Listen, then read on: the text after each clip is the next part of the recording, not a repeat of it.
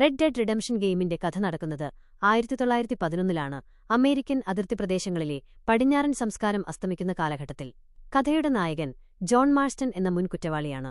പഴയകാലം ഉപേക്ഷിച്ച് ഭാര്യ അബിഗെയിലിനും മകൻ ജാക്കിനുമൊപ്പം ഒരു സാധാരണ ജീവിതം നയിക്കാൻ ശ്രമിക്കുന്നതിനിടെ ജോണിനെ അമേരിക്കൻ സർക്കാരിന്റെ ബ്യൂറോ ഓഫ് ഇൻവെസ്റ്റിഗേഷൻ ഏജന്റുമാരായ എഡ്ഗാർ റോസും ആർച്ചർ ഫോർധാമും ഭീഷണിപ്പെടുത്തുന്നു.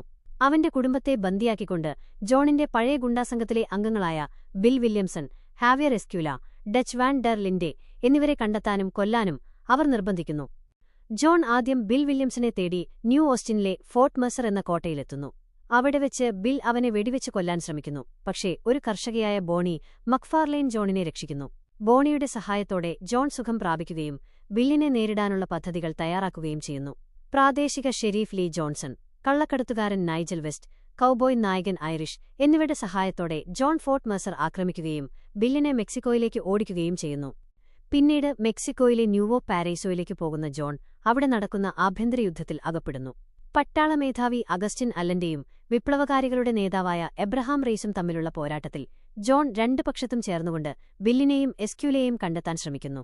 ഒടുവിൽ എസ്ക്യൂലയെ പിടികൂടി റോസ്, ഫോർധാം എന്നിവർക്ക് കൈമാറുകയും അല്ലന്റെയെയും ബില്ലിനെയും കൊല്ലുകയും ചെയ്യുന്നു. തുടർന്ന് ജോൺ അമേരിക്കയിലേക്ക് മടങ്ങിയെത്തുന്നു. അവിടെ വെച്ച് റോസ് ഡച്ചിനെ കണ്ടെത്താൻ ജോണിനെ നിർബന്ധിക്കുന്നു. ഡച്ച് തന്റെ പഴയ തത്വങ്ങളെല്ലാം ഉപേക്ഷിച്ച് ഒരു കൂട്ടം തദ്ദേശീയരായ അമേരിക്കക്കാരെ സംഘടിപ്പിച്ച് പുതിയൊരു സംഘം രൂപീകരിച്ച് ആക്രമണങ്ങൾ നടത്തുകയാണ്. പല പോരാട്ടങ്ങൾക്കും ശേഷം ഡച്ചിനെ ജോൺ കണ്ടെത്തുന്നു. ഡച്ച് ഒരു മലമുകളിൽ നിന്ന് ചാടി ആത്മഹത്യ ചെയ്യുന്നു. ഇതോടെ ജോണിന്റെ ദൗത്യം പൂർത്തിയാകുന്നു. ജോൺ തന്റെ കുടുംബത്തിനടുത്തേക്ക് മടങ്ങുന്നു. അവർ ഒന്നിച്ചൊരു ഫാം വാങ്ങി സമാധാനപരമായ ജീവിതം തുടങ്ങുന്നു.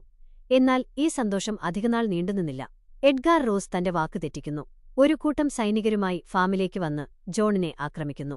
ജോൺ തന്റെ കുടുംബത്തെ രക്ഷിക്കാൻ അവരെ സുരക്ഷിതമായ ഒരിടത്തേക്ക് അയച്ച ശേഷം അവസാനമായി സൈനികരുമായി ഏറ്റുമുട്ടുന്നു. ഒടുവിൽ ജോൺ സൈനികരുടെ വെടിയേറ്റു മരിക്കുന്നു. 3 വർഷങ്ങൾക്ക് ശേഷം ജോണിന്റെ മകൻ ജാക്ക് മാർസ്റ്റൺ മുതിർന്ന യുവാവായി വളരുന്നു.